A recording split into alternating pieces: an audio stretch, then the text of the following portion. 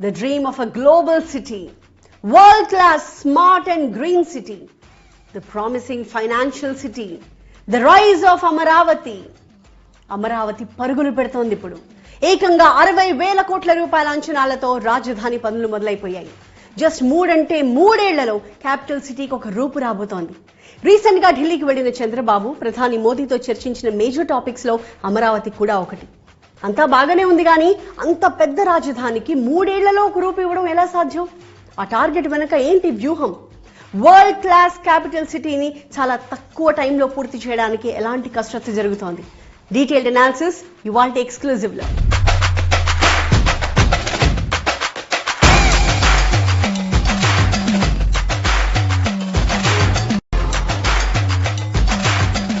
Amaravati model పై వస్తున్న కితాబులు అన్ని ఇన్ని కావు.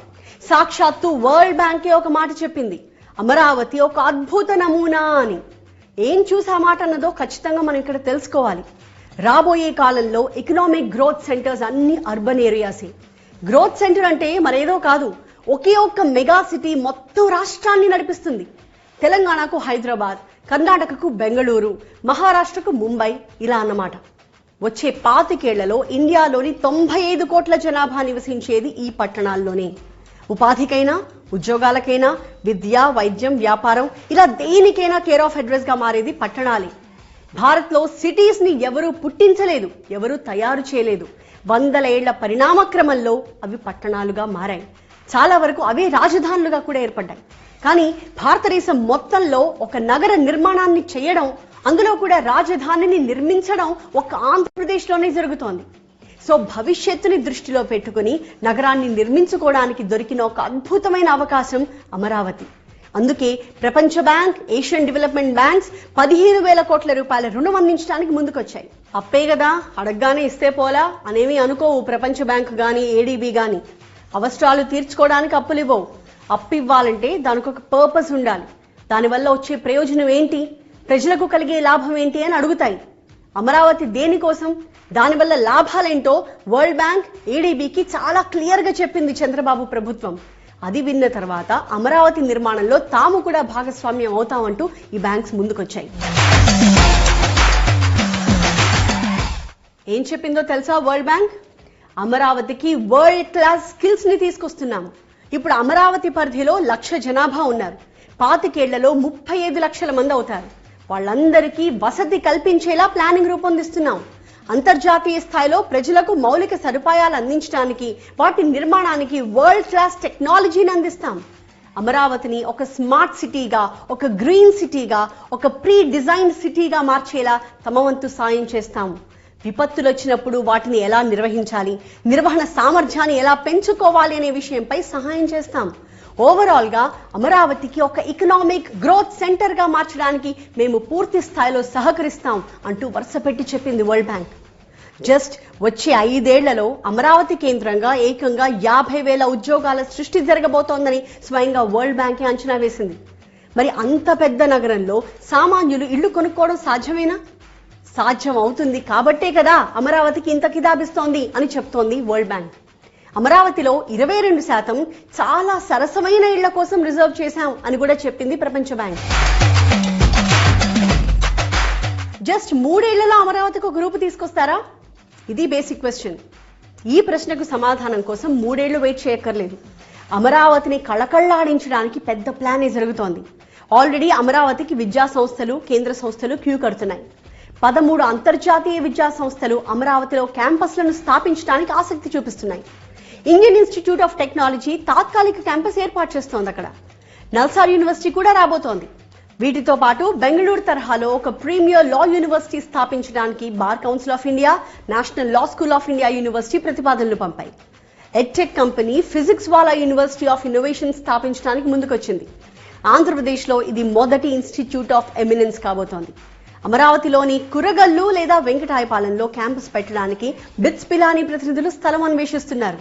ఎక్స్ఎల్ఆర్ఐ తుళ్లూరు మండలం ఐనవోలులో 50 ఎకరాల విస్తీర్ణంలో కొత్త క్యాంపస్ ని ఏర్పాటు చేస్తోంది. వీటితో పాటు కేంద్ర ప్రభుత్వ సంస్థలు కూడా రాబోతున్నాయి.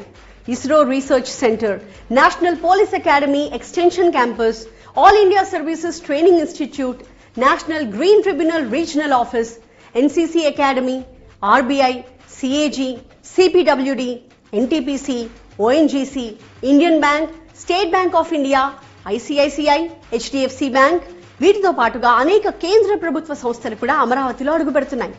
అమరావతి స్టార్టప్ ఏరియా అభివృద్ధిలో భాగంగా సింగపూర్ కన్సార్షియం పెట్టుబడి పెడుతోంది. అమరావతి స్టార్టప్ హబ్ కోసం 500 కోట్ల పెట్టుబడి పెడుతున్నారు. అమరావతిలో బ్రూయింగ్ అండ్ బాటిలింగ్ ప్లాంట్ల ఏర్పాటుకి హీనెకెన్ సంస్థ ముందుకొచ్చింది.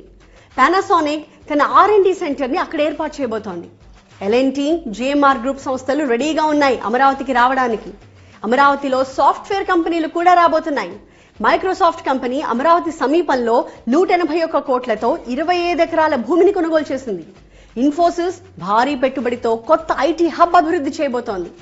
అమరావతిలో 200 కోట్లతో క్యాంపస్ ని ఏర్పాటు చేయడానికి HCL టెక్నాలజీస్ ప్రణాళికలతో ముందుకొచ్చింది.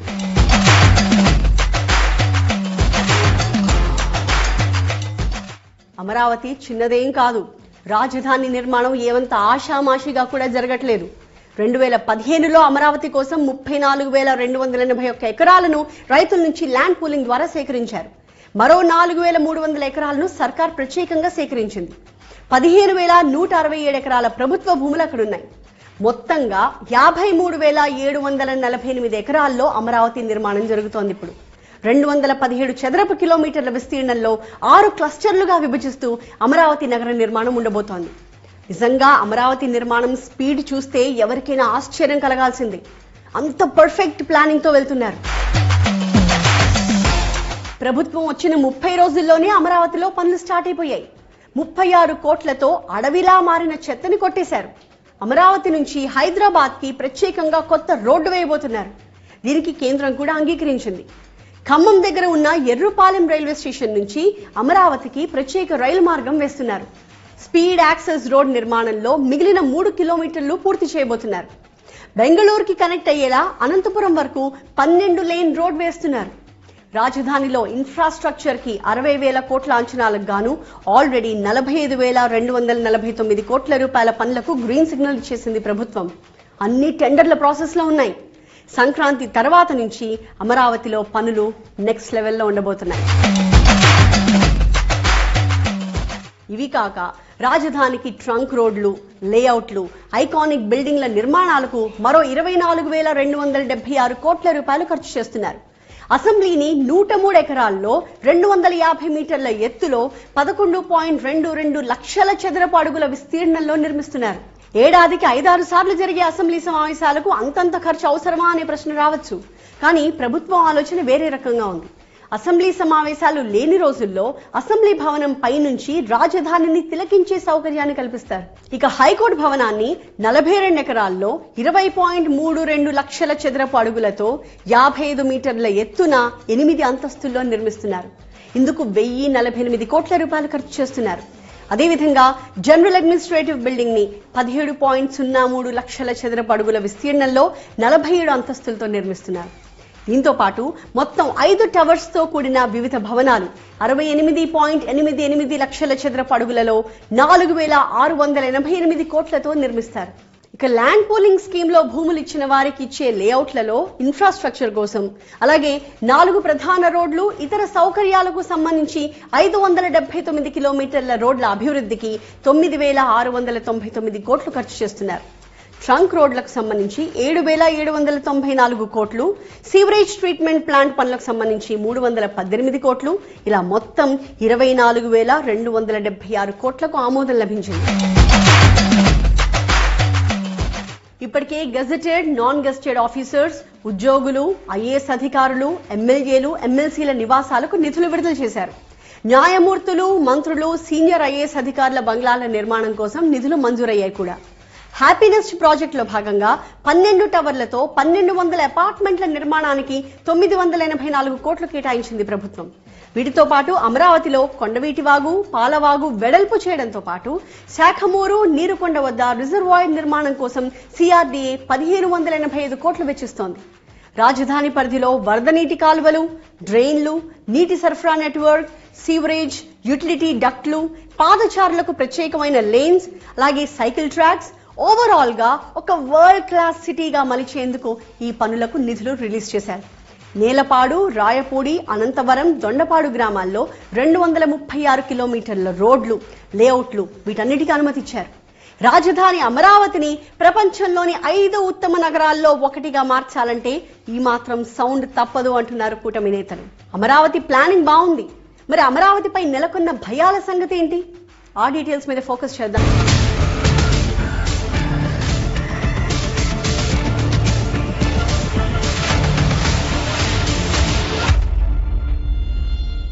కృష్ణా నదికి భారీగా వరదలొస్తే అమరావతి మునిగిపోతుంది అంటూ చాలా మంది ప్రచారం చేస్తున్నారు.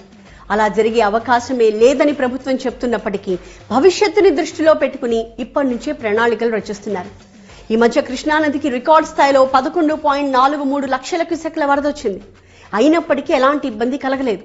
ఒకవేళ కృష్ణా నదికి 15 లక్షల క్యూసెక్ల వరద వచ్చినా తట్టుకునేలా కరకట్టని రీడిజైన్ చేస్తున్నారు.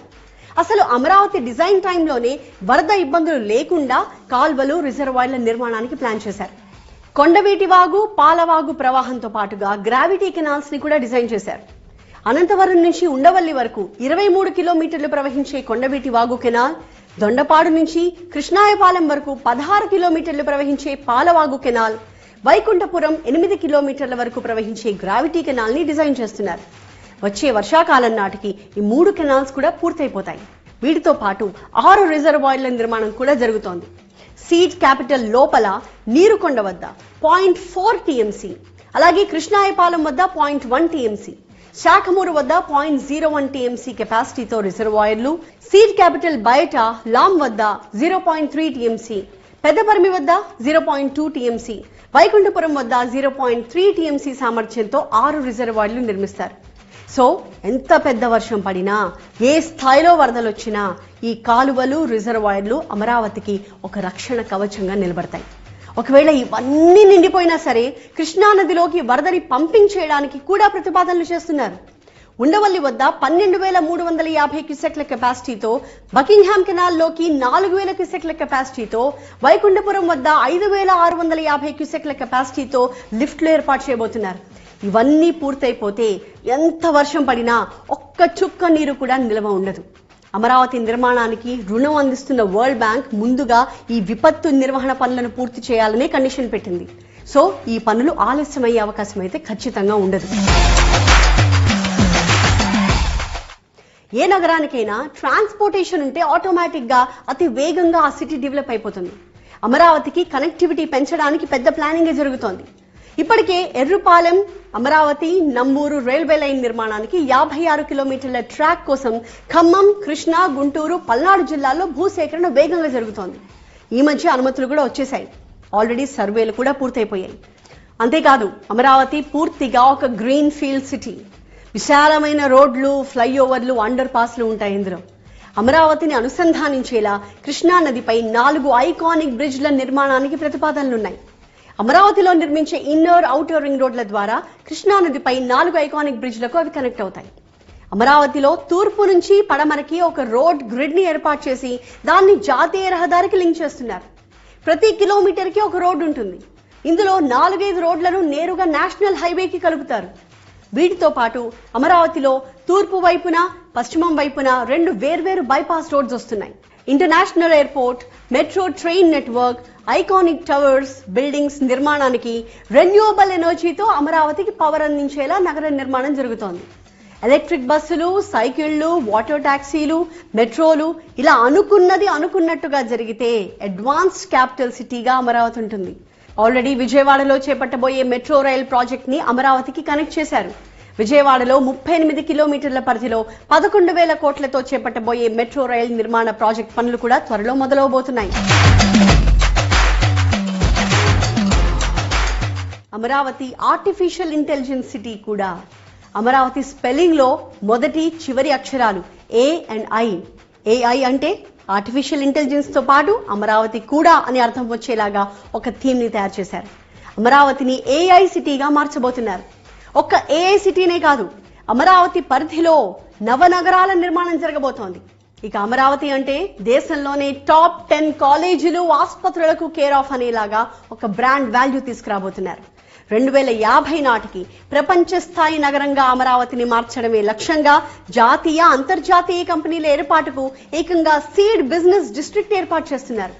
పెట్టుబడిదారులు ఏ పనితో వచ్చినా సరే అన్ని ఒకే చోట ఫైల్ మూవ్ అయిపోయేలాగా ఆఫీసుల్ని డిజైన్ చేయబోతున్నారు.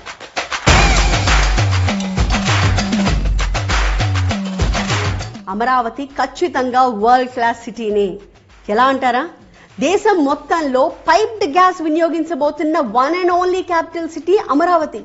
రాజధాని నగరాన్ని పూర్తి పైప్డ్ గ్యాస్ నగరంగా మార్చేందుకు సహాయం చేస్తామంటూ ఇండియన్ ఆయిల్ కార్పొరేషన్ ముందుకొచ్చింది. గుజరాత్ లోని గిఫ్ట్ సిటీలో గ్యాస్, విద్యుత్, టెలికాం కేబుల్స్ అన్ని అండర్ గ్రౌండ్ లోనే ఉంటాయి. అక్కడ ఇళ్లు, ఆఫీసులు, కమర్షియల్ బిల్డింగ్స్ అన్నిటికీ పైప్డ్ గ్యాస్ అందిస్తున్నారు. సో రాబోయే రోజుల్లో అమరావతిలో కూడా 80 లక్షల మందికి పైప్డ్ గ్యాస్ కనెక్షన్స్ ఇచ్చేలా ప్లాన్ చేయబోతున్నారు. అంతేకాదు, అమరావతి అంటే కాలుష్యం లేని ఒక ఆహ్లాదకరమైన నగరం. అందుకే రాజధానిలో 4 పెద్ద పార్కులు నిర్మిస్తున్నారు. శాఖమూరులో 300 ఎకరాల్లో సెంట్రల్ పార్క్ రాబోతోంది. నీరుకొండలో 500 ఎకరాల్లో వాటర్ లేక్స్ ఏర్పాటుకు సన్నద్ధం చేస్తున్నారు. మొత్తానికి వచ్చే సంక్రాంతి తర్వాత నుంచి 3 ఏళ్ల లోపు ఇప్పుడు చెప్పుకున్న నిర్మాణాల పనులన్నీ పూర్తయిపోతాయి అనేది ఒక అంచనా.